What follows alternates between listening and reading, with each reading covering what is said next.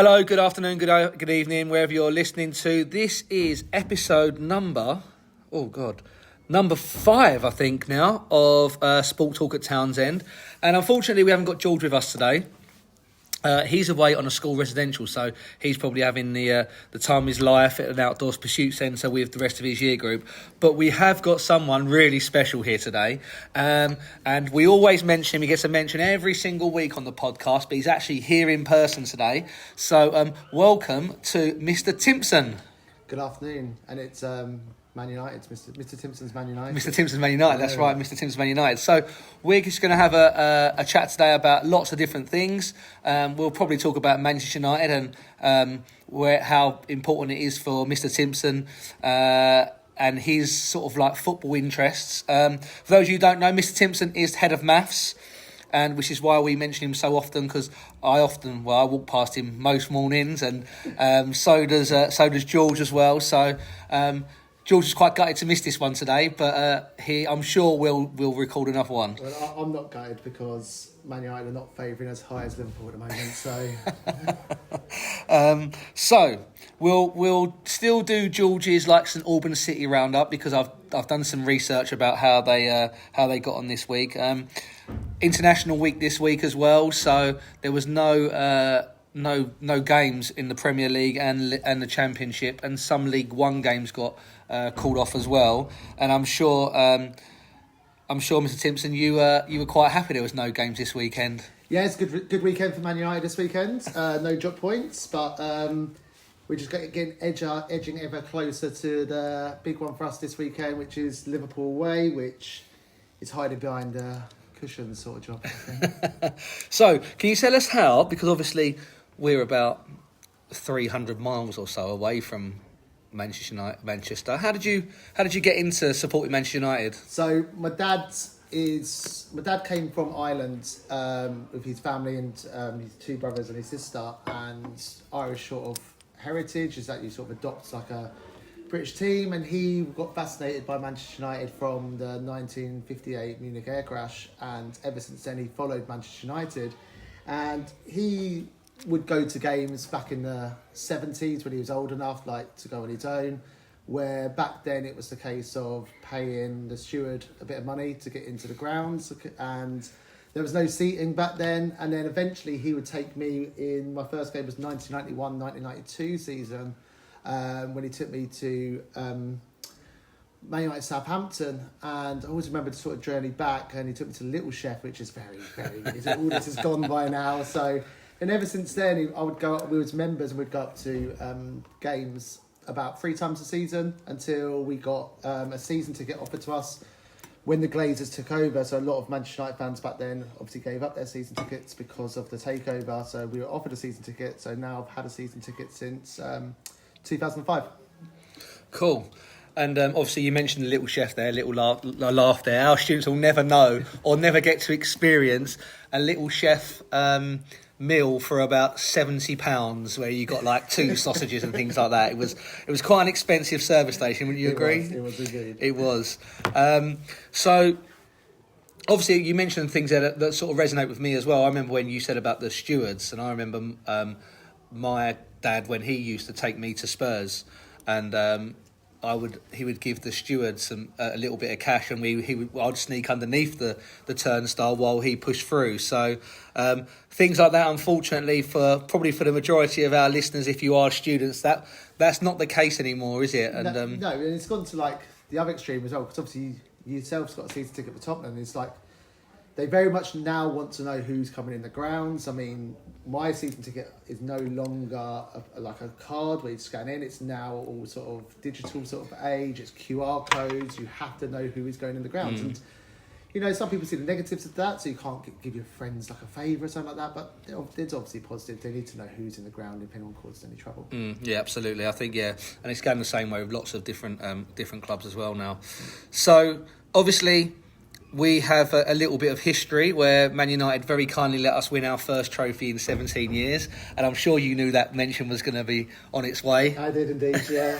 It's been a very tough year, so we've had to have some resilience being a Manchester United fan for the past well, since Ruben Almiron's come in, really. So not many wins, very little highs. I mean, the most disappointing thing on that run was I went to an incredible game against Lyon where we were 4-2 down in extra time, and there was fans leaving the ground, and then Man United scored 3 goals in the last 8 minutes. Harry Maguire got the header at the end, and the ground erupted. And then to have that high to then experience such a low in the final, but I do think for Manchester United to win that trophy, it would have been the case of relief that they, were in the Champions League, and it would be more about money. But I do think the trophy itself would have meant probably more to Spurs, because obviously they haven't won a trophy for so long. But then obviously it's a European trophy, which that hasn't happened for a long time as well. I think Manchester United, there was talk about they're going to have a barbecue to celebrate, which rather than Spurs, it was 250,000 people in Tottenham. So you can see, it meant more to them, and that's the nice side of football sometimes. Yeah, I agree. I think, but obviously coming back to this season, then, and obviously Spurs have made a change in terms of their management with Thomas Frank coming in. Do you think that's the right change? I was a bit sceptical at the start, and I think it was more emotional than anything else, because I think that with Ange Postecoglou, I was at the parade. I saw the emotion that we went through, and then for 10 days later, it almost seemed like all that joy had just been cut out when they parted company with him. Unfortunately, we're never going to see whether season 3 was better than season 2. No, we're never ever going to see that. Although he's having a bit of a go at Nottingham Forest, and that might be an indication why. But I think with Thomas Frank, I think we've got a coach there who is he makes players better. He's very pragmatic. He adapts to different situations really well. So I'm very happy. I was happy if Ange Postecoglou stayed, but I'm really happy with Thomas Frank and the start that we've made to the season. Yeah, to be fair, I've been very impressed with Thomas Frank. What I'm most impressed with is that he played PSG in the Super Cup, and his tactics were completely different to the game your first game of the season against Burnley. So he's able to actually change the tactics depending on the opposition, which unfortunately for our manager, we don't see that. He is very rigid, and it must be very easy to sort of analyse Manchester United, saying that they're going to play 3 at the back. They're going to play 3-4-3. We know exactly what they're going to do, and he won't change it. Yeah, and I think that's something where, in this day and age, it's not just a case of showing up at a game and playing the way you want to play. With the amount of technology that's now in play now, like the analysis that managers can do, they can really do it really closely and really strategically. And I think this day and age, you can't just play or have one way of playing. No, I agree. Totally agree. Because you just get found out, don't you? You get found out, and Arne Slot was very good at this last season. Is that if things weren't working, you would see him in the second half. That Liverpool would come out a different machine in the second half, difficult to fish, and that he would in-play tactics is probably what got him over the line, and probably what got him over the line in certain games at the start of the season. Yeah, I think so. I think that if you look at especially the amount of late goals that they scored. Yeah. For the start, they haven't particularly, and we've said it with George. Obviously, George being with a big Liverpool fan as well, he's spoken about how they've scored loads of last-minute goals, and I said to him maybe that they haven't really hit the levels that they have last season yet, but they're winning games now. They're starting to struggle a little bit. I mean, being second in the league or third in the league, wherever they are, and 1 point behind doesn't seem like a massive struggle. No, but what's interesting is that Salah looks like he's struggling. Also, they have changed their squad completely. Now, lots of people thought were Liverpool's favourites to win the league. They won it at a canter last season, and they've invested heavily this season. But sometimes, history has told us in football that sometimes when you over-invest and get too many players, it is a transition to get them into the squad. I mean, Salah must be missing Trent down the right. It's a different right back now. This happened years ago. I remember under Jose Mourinho's Chelsea team. They won 2 league titles in a row. They invested in Michael Ballack and Shevchenko, who was deemed as like the best centre forward in Europe and one of the best centre midfielders in Europe at the time. And everyone thought there was no chance they were going to win the league. But unfortunately, the good thing about football is that it doesn't always work out like that. Yeah, I do think, especially with football, it's one of the only sports I think where it's not played on paper. It's played actually in the game, and you get more shocks in the sport of football than you probably do any other sport.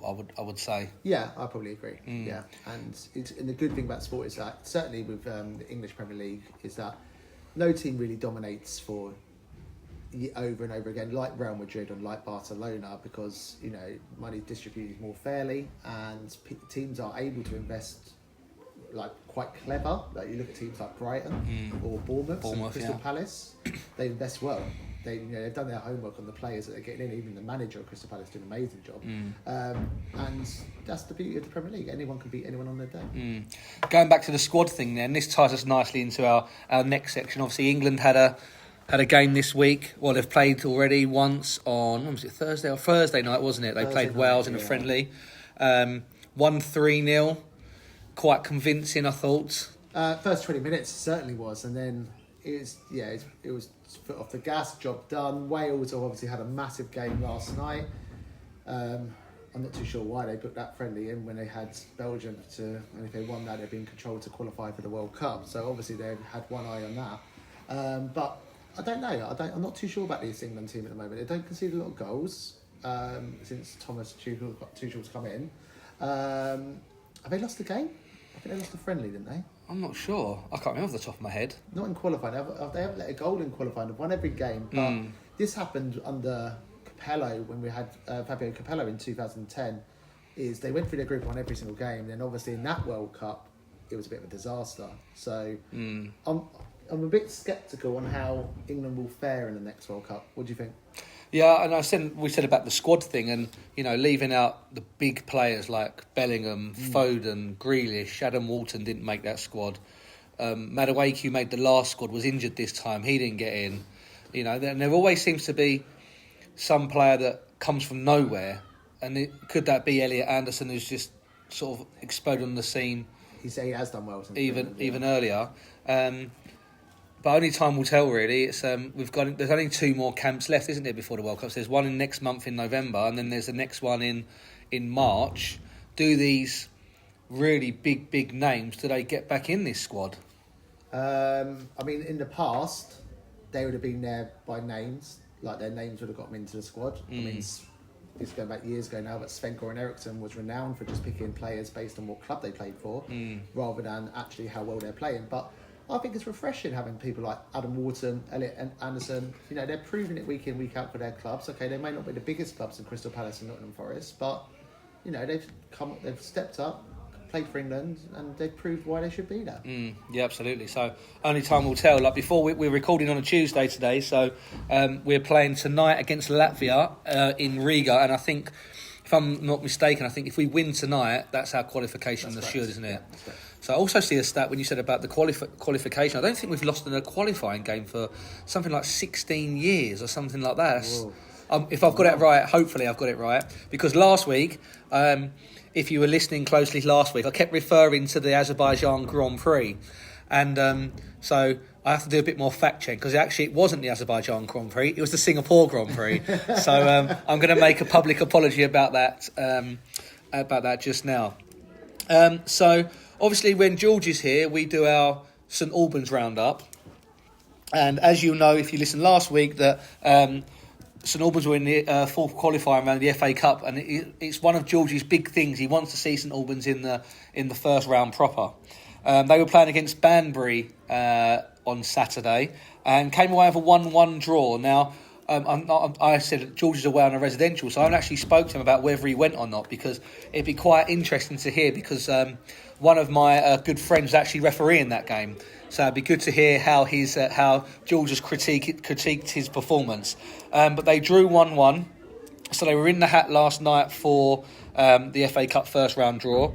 They're replaying tonight at St Clarence's Park. So if this goes out before today, then get down there and support the local team. And then if they win, they're away to League One side Burton Albion. Ooh, so that's nice. That's a big draw for them. Yeah, it'd be a big draw. So and I think, I'm sure if they do win, you'll hear George's excitement next week when he's back. Our other local town, so Hemel Hempstead Town, they also qualified for the first round of the FA Cup, and they've been drawn away at Wigan Athletics. So some big draws there for our local teams. Yeah, absolutely. So And Wigan, we know, past winners as well. Yeah, and that's not even too long ago, was it? What was that, 2013, I believe? Yeah, I think it was around that time, wasn't it? 12 years ago, they were FA Cup winners. Yeah, they won the cup, didn't they? And got relegated in the same season. Yeah. With Roberto Martinez, Portugal manager. Absolutely. So a couple of other bits from the weekend. It was the Super League Grand Final. For those of you who don't know, Super League is rugby league. And it was a win for Hull Kingston Rovers, or Hull KR as they're known. They won the Grand Final at Old Trafford against Wigan on Saturday. They won the treble. Yeah. It's Hull KR, the first Hull team to win the Super League. I went to University at Hull, so I keep a close eye on it. Oh, okay.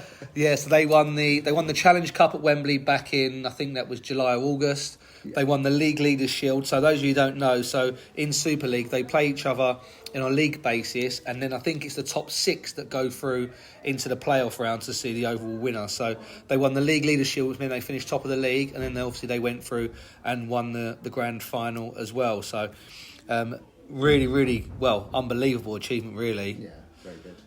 So there's still some more rugby league action coming up soon with the Ashes coming up. So England are playing Australia in a 3-match series, which is coming up. I think it starts not this Saturday, the following Saturday. So keep your eyes peeled for those. Right.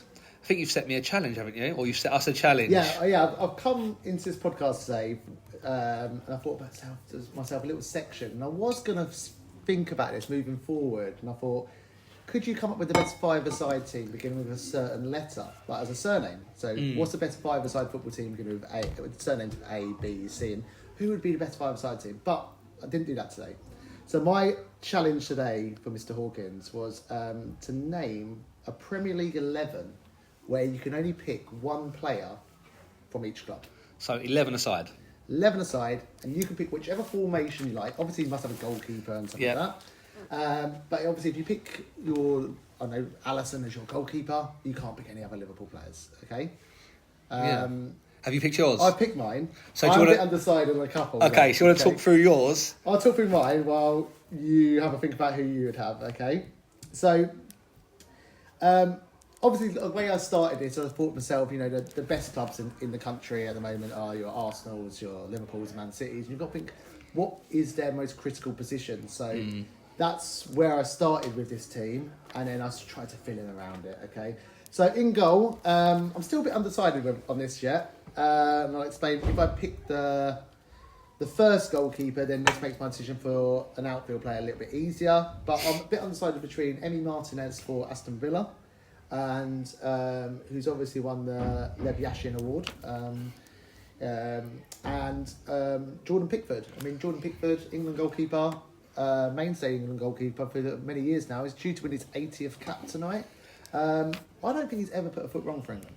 No. I mean, he gets a lot of criticism about maybe not stopping some long shots, but I think he's been sensational for England. Like, we've never had an England goalkeeper who's saved penalties and penalty shootouts.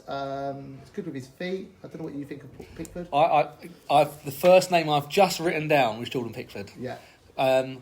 Just because I just think, and I agree, I think he gets a lot of unfair criticism in terms of, is it because he's not the calmest person all the time, and sometimes he can look a little bit scatty sometimes, but he's never let England down. He's a top goalkeeper in terms of saving penalties, which is obviously really important in the international level. The further you go in the tournament, I think his distribution is really good. So yeah, I've gone for Jordan Pickford. Yeah. I reckon if we let's do the goalkeeper and do the back four. Okay. And then we'll keep the listeners in suspense for the midfield and the strikers for the next time. Okay, my left back, I've gone 3 positions a bit undecided, but left back, it depends whether I want to go attacking or defensive, okay? So if I'm going attacking, I'm going for Ryan Sessegnon for Fulham. Gets assists, he gets goals, okay? So if I'm on the front foot, I'm going to pick him, Ryan Sessegnon for Fulham. But if I'm going to be a bit defensive-minded, certainly for the way his career's progressed, is Dan Burn for Newcastle. Dan Burn was playing lower league sort of football, struggling to get into the Brighton team. His boyhood club was Newcastle. We got that transfer, and now he's in the England squad all the time. My 2 centre-backs, I think they're clear two of the strongest centre backs in the country. I do say the last one I'm going to say is getting a little bit older, but he has been incredible over these years.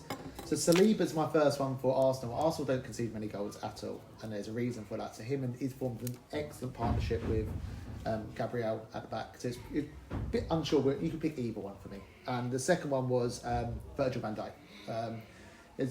No denying Virgil van Dijk was or even still one of the best centre backs in Europe, in the world. Okay, obviously he's getting a little bit older now, but I do think it's very important when he doesn't play for Liverpool, they look a different team, and that's what I thought about it.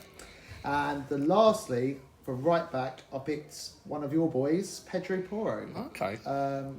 Again, going attacking there, he's good for assists, gets forward, crosses in, and yeah, he's always for me one of the sort of first names on the Spurs sheet at the back. I've agreed with you. I've gone for Virgil van Dijk. I think without him, Liverpool would be a completely different team.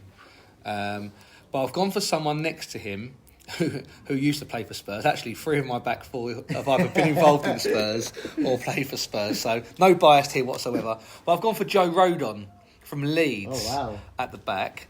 I always really liked him when he played for Spurs, but he just didn't have. There was always someone there that was slightly better than him, or fitted the style a little bit better. And I just feel like he's a good distributor of the ball. He's got good strength, good pace, pops up with the odd goal. And I think since he's gone to Leeds, he's really, really flourished. So obviously we mentioned all the 3 Leeds fans in the school last week, 3 teachers. So I'm sure you'll be pleased that out of the 11, I've put a Leeds player in there. So Joe Rodon, centre back. I've gone for Kyle Walker of Burnley at right back. So a little bit of a crafty one, because I think Kyle Walker's probably been one of our best right backs of all time in England. I agree. He's been absolutely brilliant. It's just age is creeping up a little bit now and then, but he has been by far one of the best right backs I've seen. Yeah, he sometimes his positional sense sort of gets away with him, but he could get out of that mess that he'd created by his pace. But he was a leader when he was at Spurs, and we had him on one side and Danny Rose on the other side. We were unbelievable, and it's all down to. I also think Man City haven't been the same at the back since he's left. No, we would cover those centre backs. Yeah, absolutely. So I've gone for Kyle Walker of Burnley at right back, and I've gone for a Spurs player at left back. I've gone for Jed Spence. Yeah, he started well this year. So he's always been a bit of an enigma when it comes to Spurs in terms of would he actually progress and do really well. And he went out on loan to a few clubs, including a loan spell at Genoa in Italy, and he went to a French club. I think he went to Lyon or Lens in France as well.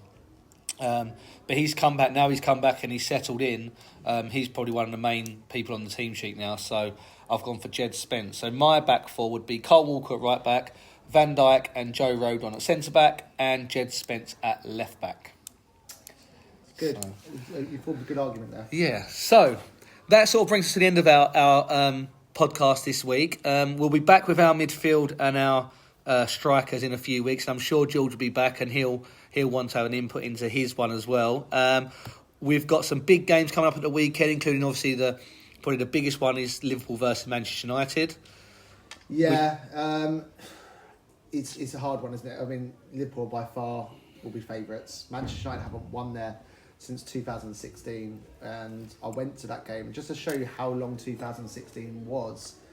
The Liverpool team, I'm not going to lay all the line up, but the Liverpool team, you think about the mega stars they got now. In that team, they had Simon Mignolet in goal, Nathaniel Klein, Kolo Touré playing, Lucas Leiva, James Milner, Adam Lallana, and then Manchester United had Wayne Rooney still playing, Morgan Schneiderlin, Fellaini, Herrera, David De Gea was in goal. I mean, it's a completely different lineup. So that was the last time Manchester United won there. They won 1-0, and since then, it hasn't been a happy hunting ground, including a 7-0 loss, which I went to a few years ago. I bet that was enjoyable. Did you stay the whole 90 minutes? Unfortunately, no, I didn't. Left after 5. So we'll be back next week and we'll review that. And so thank you very much for listening. Thank you very much, Mr. Simpson. Thanks for having me, and I wish you all the best moving forward. Thank you very much, and take care, and you'll hear us next week.